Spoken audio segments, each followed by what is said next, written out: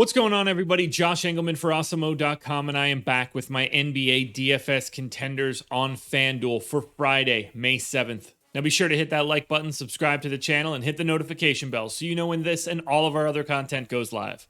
Follow me on Twitter, @Josh Engleman, so you can get updates to these sim results as we get closer to lock. And finally, let me know in the comments section who is your favorite and least favorite of my contenders for today's slate. We are rounding out the bottom of my top 10 with Ben Simmons, DeMar DeRozan, Michael Porter Jr., DeJounte Murray, and Kyle Kuzma on the outside looking in.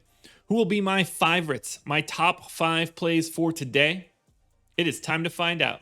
First up at number 5, I'm going to the big man, center position, $9,600 Joel Embiid. I have him projected for 52 fantasy points. The goal's 55. He's in the optimal lineup 18% of the time. I think we get a full game of Embiid here, so I've got him in for 33 minutes, 1.57 fantasy points per minute. No Steven Adams, so it's Willie Hernangomez likely on the other side. Not going to be a problem for Joel Embiid. Willie Hernangomez is probably like the worst defensive center in basketball. I think that's like probably pretty close, because if he was a lot better, he would play all the time. 36% usage, 30 points, 10.5 boards, and then a little bit of everything else. 3 assists, a steal, a block and a half. Pace up spot as well against the New Orleans Pelicans. Pelicans also without Brandon Ingram tonight, which I think is kind of interesting. Look, if you're getting the 30-plus minutes out of Joel Embiid, you have to assume that you're hanging a pretty good score, and he actually has the opportunity to break a slate. So 9,600 for Embiid, not a problem for me today. Now, caveat on this next one for number 4, Armoni Brooks, shooting guard eligible, 3,800, projected for 22. The goal's 32. We're in the optimal lineup 21% of the time. I have no comfort whatsoever on this Houston Rockets team. It's possible they only have 8 guys. It's even possible that they have 8 active bodies, but only 7 can play. We don't know the status yet of Kyrie Thomas. I think it's Kyrie Thomas. I'm almost positive it's Kyrie Thomas. DJ Augustine was active for the last game, but actually unable to play except for emergency situations. I don't know if that's any better. So barring that news, if they only have 7 real guys, Armoni Brooks is going to play north of 30 minutes pretty easily. But it's possible they bring in a couple extra guys that thins out a little bit. But sort of everybody on Houston looks okay. They just don't have enough guys, and there's plenty of minutes to go around. For Brooks, it's a shooting guard spot that's tough to fill. It's a value play that you can pay down for, but you're paying for minutes here because he's been terrible. 0.67 fantasy points per minute normally. I got him at 0.75 just for this matchup because it is a pace up spot against the Bucks. I gave him 30 minutes right now. I think you could see him play as many as 40 depending on how all of the news breaks. 30 feels like a safe floor. That's 20% usage, 12 assists, 4 rebounds, 12 points, 4 rebounds, 3 assists. I read that in completely the wrong order. I don't expect Armoni Brooks to just stay here. He could go significantly higher in this list. He could fall completely out of it, and we can move new Rockets in. They are 16-point underdogs on the road against the Bucks today. Keep your eye on the Bucks starting lineup as well. Wouldn't be surprised if this was one of those situations where the entire Bucks starting lineup just gets ruled out. This is the trickiest spot on the slate. There is a lot of value to be had on Houston, but figuring out what the best piece is difficult. Right now, I'm looking at Armoni Brooks. And then I'm going back to that Philadelphia 76ers game, but I'm switching teams, and I'm going to Zion Williamson, power forward eligible, 9,600, projected for 50. The goal's 55. He's in the optimal lineup 22% of the time. No Steven Adams, no Brandon Ingram, which means big-time bumps for Zion.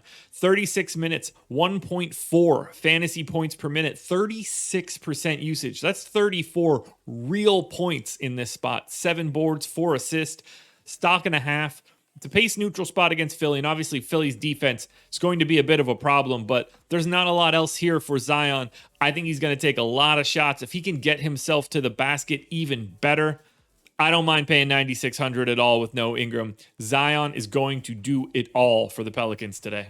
We've gotten pretty used to this one. Number 2, point guard eligible, DELON WRIGHT, coming in at 7K, projected for 39. The goal's 45. He's in the optimal lineup 31% of the time. As you can see, we've moved into a very different tier.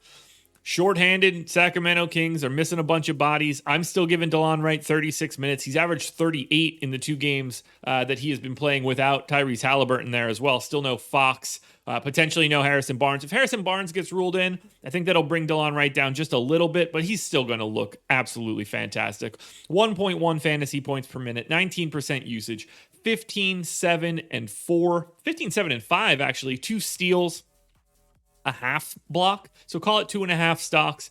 Pace neutral against San Antonio. Not really worried about the defense all that much, although Jakob Poeltl is a stabilizing force for the D. But either way, DELON WRIGHT is just simply still slightly underpriced for his role. I like getting there because the minutes are so high and he does a little bit of everything. If he falls into those extra stocks and the points are really there, DELON WRIGHT can have a pretty monstrous day. I mean, 28% of the time he goes for 45 fantasy points. You're going to need him in those cases, and that's 1 out of every 4 games. Now, before we get to that number 1 contender, one last reminder, please hit that like button, subscribe to the channel, and then hit the notification bell so you know when everything goes live. Then follow me on Twitter at Josh Engleman. It's the only place that you can get updates to my sim results as we get closer to lock.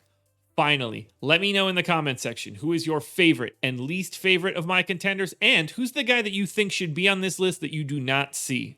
A no-brainer once again in the number 1 spot. We're going to shooting guard Terry Rozier. The position is hard to fill, and this makes it easier. Terry Rozier still just 6,200, projected for 38. The goal's only 42. He's in the optimal lineup 41% of the time, and he's getting to that 42-point score 33% of the time. I'm giving him the full 36 minutes. I think this game could be a little bit closer. We still have the same sort of injuries. Don't expect Devontae Graham to play, but if he does, you can bring Terry Rozier back down. 36 minutes, just north of a fantasy point per minute, against an Orlando team that is absolutely dreadful, by the way. That should help a little bit. 26% usage, 22 points, almost 5 boards, 4.5 assists. You get a steal. But really, you're hoping for Terry Rozier to have a big-time scoring day. And when he does that at a $6,200 price tag, he has no problem delivering value. If you see Terry Rozier get to north of 40 fantasy points on FanDuel, you can assume that he's going to be in the optimal lineup because he is going to be ultra, ultra popular. Terry Rozier, once again, Scary Terry, the number 1 contender for today's slate. Alrighty, folks, that will do it. Those are my NBA DFS contenders on FanDuel for Friday, May 7th. We've made it through the work week. Process show is in the books. Go watch that. DraftKings version of this video is around here somewhere. Strategy show with Lofty at 10 a.m. And then that is it. I am not on live before lock tonight. So please enjoy your weekend. Good luck tonight. I will see you guys again Monday morning for another edition of the Contenders.